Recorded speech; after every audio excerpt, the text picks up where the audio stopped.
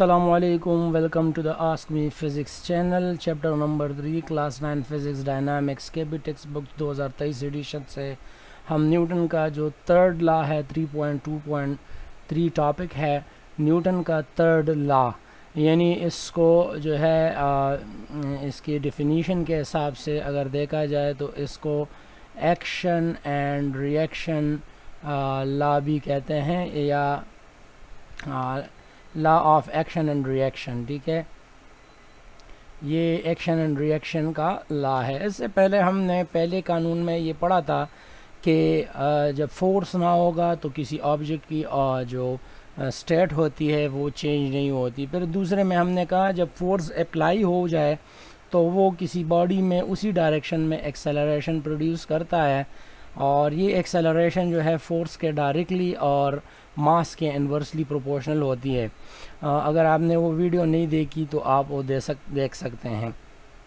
अब यहाँ पर जो थर्ड कानून है इसमें हमें जो है इसको इस तरह डिफ़ाइन किया गया है कि for every action there is equal and opposite reaction. अब थर्ड कानून में हमें ये बताया जा रहा है कि जिस वक्त फोर्स लग रही होती है तो उस वक्त क्या अमल होता है। यानी अगर आप किसी ऑब्जेक्ट पर, कोई भी ऑब्जेक्ट है जिस पर आप एक फ़ोर्स लगा रहे हैं, ठीक है, फ़र्ज़ करें कि वो फोर्स जो है हम लगा रहे हैं फोर्स ए, ठीक है, ये एक फ़ोर्स ए है जो हम इस पर लगा रहे हैं, तो इसके जवाब में जो है ये ऑब्जेक्ट हम पर भी उसी मैग्नीट्यूड के बराबर, बल्कि उसी मैग्नीट्यूड के बराबर और अपोजिट डायरेक्शन में एक और फोर्स लगाएगा जिसको हम एफ बी का नाम देंगे। Bye definition of this law इसको हम इस तरह लिख सकते हैं कि F A will be equal to F B, but यहाँ पर हम नेगेटिव साइन इंट्रोड्यूस करेंगे। इसका मतलब ये है कि एफ ए और एफ बी तो बराबर होंगे, लेकिन नेगेटिव साइन जो है वो बता रहा है कि अपोजिट एंड डायरेक्शन होगा, दोनों ऑब्जेक्ट जो है अपोजिट एंड डायरेक्शन होगी। अच्छा, तो बाज़ जगहों पर ये हमें जो है ये इस तरह समझ में नहीं आता कि चलो ये एफ़ ए और एफ़ बी जब एक दूसरे के बराबर है तो फिर भी ये ऑब्जेक्ट मूव क्यों करता है। और ये याद रखिए ये कोई भी मास हो सकती है, एक हैवी ऑब्जेक्ट हो सकती है, एक हल्की सी ऑब्जेक्ट हो सकती है। जब आप उस पर फोर्स लगाते हैं तो उतना ही फोर्स आप पर लगाता है, और ये आप एक्सपीरियंस करते हैं जब आप किसी दीवार को पंच लगाते हैं। दीवार पर जब एक बंदा पंच लगाता है, ठीक है, तब उस आपको जो है ना पता चलता है, क्योंकि आप जो है दीवार को हिट कर रहे हैं लेकिन दर्द आपको भी हो रहा है। तो जितने मैग्नीट्यूड के साथ आप फोर्स जो है दीवार पर लगाओगे उतने मैग्नीट्यूड का जो है फोर्स आपके हाथों पर, आपके पंच पर लगेगा, जिससे आपको दर्द महसूस होगा, उतना ही ज़्यादा दर्द महसूस होगा। अब यहाँ पर ये क्वेश्चन प्रोड्यूस होता है कि अगर ये एफ़ ए और एफ़ बी आपस में अपोजिट है भी तो फिर ये ऑब्जेक्ट क्यों एक्सेलरेट हो रहा है। तो इसका जवाब जानने के लिए ये याद रखा जाए कि बाज़ केसेस में अगर एक बॉक्स है, ठीक है, एक बॉक्स है जिसका कुछ ना कुछ मास होगा, अगर आप उस पर एक तरफ से एक फ़ोर्स लगाते हो एफ़ ए और दूसरी तरफ से दूसरा फोर्स लगाते हो एफ़ बी, अब ये एफ़ ए और एफ़ बी अगर मैग्नीट्यूड में बराबर है, ठीक है, अगर एफ़ ए और एफ़ बी आपस में बराबर है मैग्नीट्यूड के लिहाज से, तो ये ऑब्जेक्ट जो है वो रेस्ट में रहेगा, क्योंकि इस पर जो नेट फोर्स है वो ज़ीरो है, ठीक है, 0 न्यूटन है। तो फिर यहाँ पर जो अपोजिट फोर्सेस है तो ये क्यों नहीं है। तो यहाँ पर ये क्वेश्चन आपके जहन में क्लियर होना चाहिए कि इस केस को अगर देखा जाए और इस केस को देखा जाए तो ये दोनों बिल्कुल ही मुख्तलिफ है, क्योंकि यहाँ पर ये जो दो अपोजिट फोर्सेस है ये दोनों एक ही ऑब्जेक्ट पर यूज़ हो रहे हैं, ठीक है, ये फोर्स और ये फिर ये दोनों जो है ना एक्सर्ट हो रहे हैं एक ही बॉक्स पर, एक ही ऑब्जेक्ट पर, जबकि यहाँ पर जो ये दो फोर्सेस है ये एक ऑब्जेक्ट पर नहीं लग रहे हैं। फॉर एग्जांपल अगर आप एफ ए फोर्स लगाते हैं इस اس باکس پر، اس بلاک پر، تو یہ بلاک آپ پر فورس لگاتا ہے اتنی میگنیچیوڈ میں.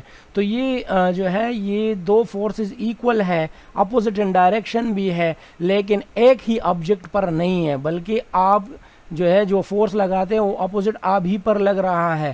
تو ایک ڈائریکشن میں فورس آبجیکٹ پر لگ رہا ہے، تو دوسرے ڈائریکشن میں جو فورس لگ رہا ہے وہ جو فورس لگا رہا ہے اس پر لگ رہا ہے. تو اس وجہ سے جو ہے ہم کہہ سکتے ہیں کہ یہ کیس اور یہ کیس بالکل ڈیفرنٹ ہے. اس کیس میں جو نیٹ فورس ہے وہ 0 ہے، 0 نیوٹن ہے، اور اس کیس میں نیٹ فورس 0 نہیں ہے. نیٹ فورس آپ تبھی 0 کنسیڈر کر سکتے ہیں یا نیٹ فورس تبھی آپ نکال سکتے ہیں جب ایک ہی آبجیکٹ پر مختلف قسم کے فورسز لگ رہے ہوں. تو ایک ہی آبجیکٹ پر یا ایک ہی پوائنٹ پر جب سارے فورسز لگ رہے ہوں تو اس کا ہم نیٹ فورس کیلکولیٹ کر سکتے ہیں. ادروائز اس کیس میں آپ نہیں کر سکتے، کیونکہ یہاں پر فورس ڈفرینٹ ڈائریکشن اور ڈفرینٹ اوریجن سے جو ہے نا پروڈیوس ہوئے ہیں اور ڈفرینٹ پلیسز پر لگ رہے ہیں. تو یہ جو ہے نیوٹن کا تھرڈ قانون تھا، جو کہ بہت ہی سمپل قانون ہے کہ ہر ایکشن کے لیے ایکول اور اپوزٹ ریئیکشن ہوتا ہے. یعنی آپ جتنا فورس اپلائی کرو گے اتنا ہی فورس آپ پر دوبارہ اپلائی ہوگا، اتنی ہی میگنیچیوڈ میں اور اپوزٹ ڈائریکشن میں، یعنی 180 ڈگری جو ہے اس میں فورس کی جو ڈائریکشن ہوگی وہ 180 ڈگری آپ پر ایگزرٹ ہوگی.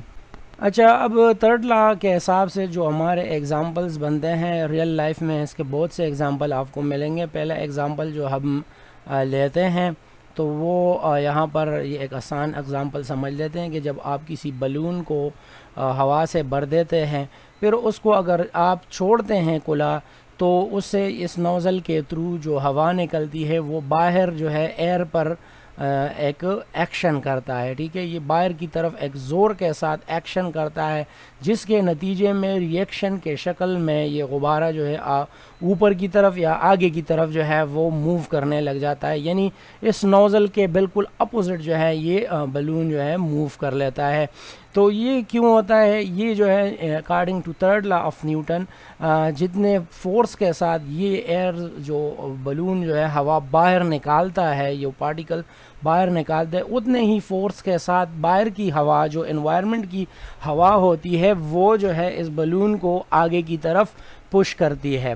تو یہ ایک ایگزامپل ہمارے پاس آ گئی. دوسرے ایگزامپل جو ہم یہاں پر کنسیڈر کر سکتے ہیں وہ ہے سوئمنگ. ٹھیک ہے، تو سوئمنگ میں جب آپ سوئم کرتے ہیں تو جو سوئمر ہوتا ہے وہ پانی کو پش کرتا ہے پیچھے کی طرف. آپ فورس لگاتے ہیں پانی پر پیچھے کی طرف. جب آپ واٹر کو پیچھے کی طرف جتنے زور کے ساتھ آپ پیچھے دھکیلو گے تو اتنے زور کے ساتھ پانی جو ہے آپ کو بھی آگے کی طرف دھکیلے گا، اور اس طرح جو ہے نا ایک سوئمر پانی کے اندر تیر سکتا ہے. اسی طرح اگر ہم کوئی اور ایگزامپل لے لیں، جیسے فار ایگزامپل ایک بندہ ہے، ٹھیک ہے، وہ چل رہا ہے، ٹھیک ہے، وہ چل رہا ہے، موو کر رہا ہے. تو یہ بھی ایک ایگزامپل ہے تھرڈ لا کی. دیکھیں، جب ایک بندہ زمین پر پاؤں رکھتا ہے تو اس کے پاؤں جو ہے وہ زمین کے ساتھ فریکشن کی وجہ سے جکڑ دیے جاتے ہیں. جب وہ آگے کی طرف جانے کی کوشش کرتا ہے تو جو واکر ہوتا ہے، چلنے والا ہوتا ہے، عام طور پر ہم جب چلتے ہیں تو اپنے پاؤں کو پیچھے کی طرف کھینچتے ہیں.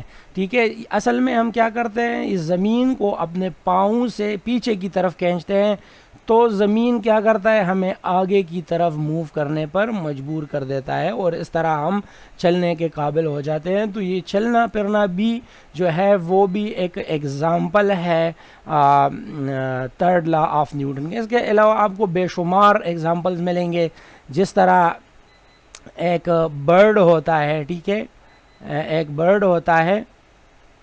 اب میں ایک برڈ کی جو ایک برڈ جب ایئر میں گھومتا ہے یعنی اڑتا ہے، ٹھیک ہے، تو وہاں پر آپ دیکھ سکتے ہیں جب یہ اپنے ونگز کو فلیپ کرتا ہے یعنی پڑپڑاتا ہے اپنے پروں کو، تو کیا ہوتا ہے کہ یہ ہوا کو، ایئر کو کیا کرتا ہے، نیچے کی طرف کھینچتا ہے، پش کرتا ہے۔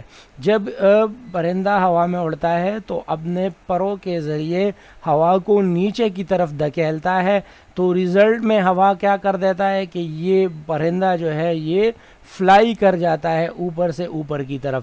اسی طرح راکٹس جو ہوتے ہیں تو اس کے جو بیس سے جو اتنے زیادہ پریشر میں گیسز نکلتی ہیں، ٹھیک ہے، یہ گیسز جو ہوتی ہے، گیس جو اس کو آپ ایگزاسٹ پریشرز بھی کہتے ہیں، ایگزاسٹ گیسز کہتے ہیں، یہ اتنے پریشر کے ساتھ اس سے باہر نکلتی ہے کہ وہ ہوا پر زور لگاتی ہے یہ گیسز، ٹھیک ہے۔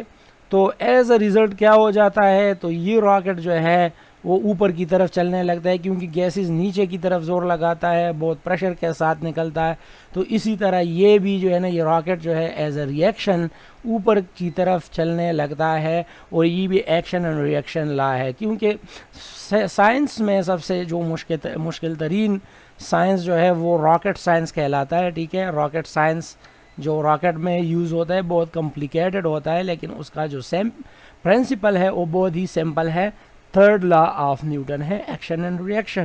اسی طرح اس کے علاوہ بہت سے ایسی ایگزامپل ہے جس میں ہم جو ہے نیوٹن کے تھرڈ لا کا جھلک دیکھیں گے، اور یہ جو ہے نیوٹن کے بہت سے جو اپلیکیشنز ہے ریئل لائف میں، جو سائنٹیفک اپلیکیشن ہے، جس میں یہ ایگزاسٹ گیس ہو گیا، اس طرح اس کے علاوہ جو ہوس پائپ ہوتے ہیں جو فائر بریگیڈ یوز کرتے ہیں، ٹھیک ہے۔ تو آگے کی طرف جب آپ اس میں جو پریشر، پانی جو ہے ہائی پریشر سے نکلتا ہے تو یہ ہوس پائپ پیچھے کی طرف دھکیلا جاتا ہے ایکشن ریئیکشن کی وجہ سے، پھر اس کو جو ہے نا 2-3 بندے پکڑتے ہیں۔ تو یہ بھی جو ہے نا تھرڈ لا آف نیوٹن کی ایک ایگزامپل ہے۔ اور اس کے علاوہ ابھی ہم کچھ ایمبیگوٹیز ہے جس کو ابھی ہم اسٹڈی کریں گے کہ کس طرح اب نیوٹن لا کے حوالے سے ہمیں کچھ ایمبیگوٹی سامنے آتی ہے، شکوک اور شبہات آتی ہیں، تو اس کو بھی ابھی ہم اسٹڈی کریں گے۔ تھرڈ لا سے جب بھی ہم کچھ باتیں کرتے ہیں تو ہمیں جب بھی تھوڑا بہت اس پر سوچ وچار کرتے ہیں تو ہمیں کچھ شکوک کا سامنا بھی کرنا پڑتا ہے، کچھ شکوک سامنے آتے ہیں، ہم شک میں پڑ جاتے ہیں کہ یہ کیا اصل میں یہ کیا ہو رہا ہے جو ہم یہاں پر آبزرو کر رہے ہیں۔ دیکھیں اب اگر آپ دیکھ سکتے ہیں کہ ایک بندہ جو ہے وہ فٹ بال پر فورس لگا رہا ہے، ٹھیک ہے، تو فرض کریں یہ ایک لڑکا ہے، ٹھیک ہے، کاشف اس کا نام ہے، لیٹ سپوز۔ تو کاشف جو ہے وہ ایف کے فورس لگا رہا ہے، ٹھیک ہے، اور اس بال کی جو ماس ہے وہ ہم اسمال ایم کنسیڈر کریں گے، ٹھیک ہے، کیونکہ بال جو ہے وہ ہلکا ہوتا ہے ایز کمپیئر ٹو فٹ، کیونکہ اس کے پیچھے پوری باڈی ہوتی ہے۔ تو کاشف جو ہے وہ یہاں پر ایف کے فورس ایگزرٹ کر رہا ہے، ٹھیک ہے، فٹ بال پر۔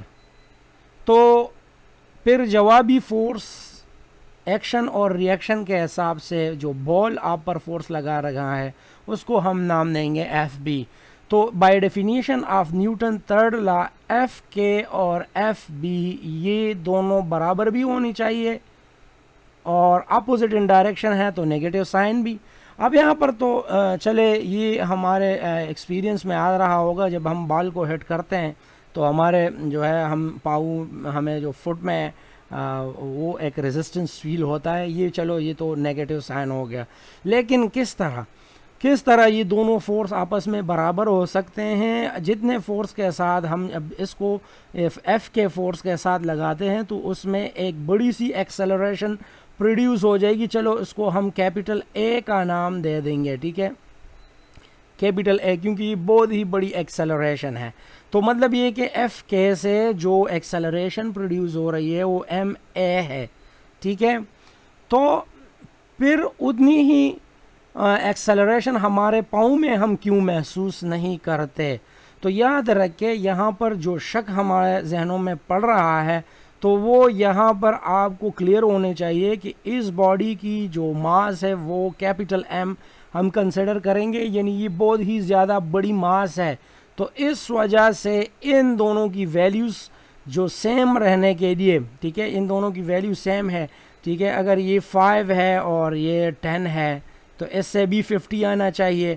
اب اگر یہ 50 ہے, ماس اتنا بڑھ گیا کہ یہ 50 اس کی کوانٹٹی ہے, تو یہاں پر ایکسلریشن کی ویلیو کتنی ہونی چاہیے کہ یہ دونوں آپس میں برابر رہے؟ تو ظاہری بات ہے یہاں پر 1 آنی چاہیے.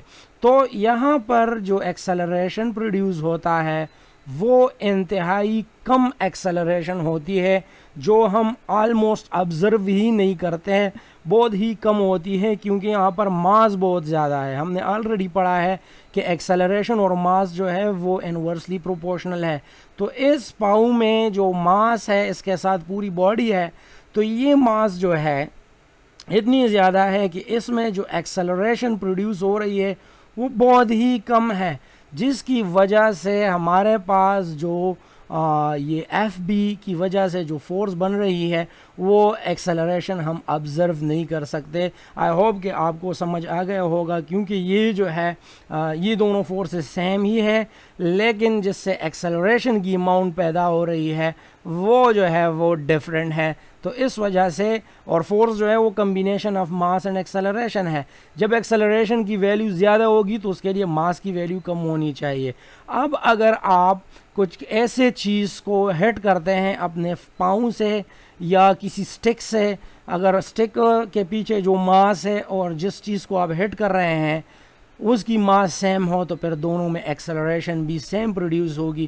یہ آپ جو ہے سنوکر کے گیم میں دیکھ سکتے ہیں کہ سنوکر بورڈ پر آپ جب وائڈ بلیئرڈ بال کو آپ جب ان بالز پر پھینکتے ہیں تو ان کے ماسز آلموسٹ سیم ہوتے ہیں. جب یہ ایک دوسرے کو ہٹ کرتے ہیں تو دونوں میں سملر ایکسلریشن آپ کو دیکھنے کو ملے گی, اور وہاں پر ایکشن اینڈ ری ایکشن جو ہے بہت کلیئر ہوگی آپ کے لیے. تو یہ ایک شک و شبہات جو ہے ہمارے ذہن میں پڑتا ہے کہ یہ کیوں. اب دوسرا جو ایگزامپل ہے ہمارے پاس, اچھا اب یہ جو دوسری ایمبیگوٹی اب ہم یہاں کنسیڈر کریں گے, یہ نیوٹن کے سیکنڈ لا کے ساتھ ہمیں ڈسکس کرنا چاہیے تھا, لیکن چونکہ نیوٹن کے قوانین ختم ہو رہے ہیں تو یہاں پر ہم ایک ایمبیگوٹی کو یہاں پر ڈسکس کریں گے کہ سیکنڈ لا کے حساب سے آپ کہتے ہیں جب بھی آپ کسی چیز پر فورس لگاتے ہیں, ٹھیک ہے, تو وہ فورس جو ہے وہ باڈی میں ایکسلریشن پروڈیوس کرتا ہے. یہ ہمارے ریئل لائف میں یا جو ہم سیکنڈ لا کو ڈسکس کرتے ہیں تو یہ اس کے حساب سے یہ ٹرو ہوتا ہے. تو کیا اب اگر ایک بندہ فورس لگا رہا ہے دیوار کے اوپر, تو پھر دیوار میں ایکسلریشن کیوں پیدا نہیں ہوتی؟ تو یہ ایک کویسچن ہے ہمارے پاس کہ یہ کیوں نہیں ہوتی.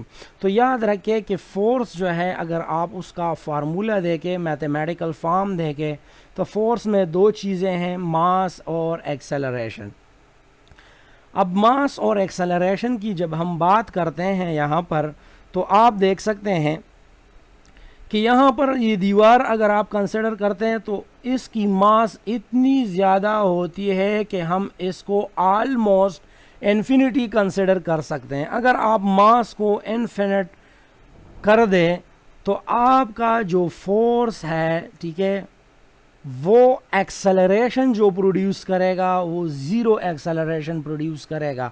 یا کسی بھی انفینٹ ماس کے لیے آپ نے جو ہے اگر ایکسلریشن پروڈیوس کرنی ہے تو انفینٹ فورس, یہ ایک پریکٹیکل ایگزامپل نہیں ہے, پھر انفینٹی فورس ہم نہیں لگا سکتے, کچھ نہ کچھ ویلیو ہوگی. اگر ہم یہاں پر یہ کہیں کہ یہ ماس اتنی زیادہ ہے کہ جو فورس ہم پروڈیوس کر رہے ہیں, اس پر ایگزرٹ کر رہے ہیں, اس سے پیدا ہونے والی جو ایکسلریشن ہے وہ بہت ہی کم ہے, ٹھیک ہے, آلموسٹ ایکول ٹو زیرو ہے. یہ کیوں؟ کیونکہ ماس بہت زیادہ ہے, ٹھیک ہے. اب اگر اس کے برعکس اگر اس بندے کے جگہ اگر ہم کوئی بلڈوزر لے کے آتے ہیں تو وہ آپ کے لیے انف فورس پروڈیوس کرتا ہے, اس کے حساب سے پھر ماس جو ہے وہ انفینٹ نہیں کنسیڈر کر سکتے, بہت زیادہ نہیں کنسیڈر کر سکتے, فورس بہت زیادہ ہوتا ہے.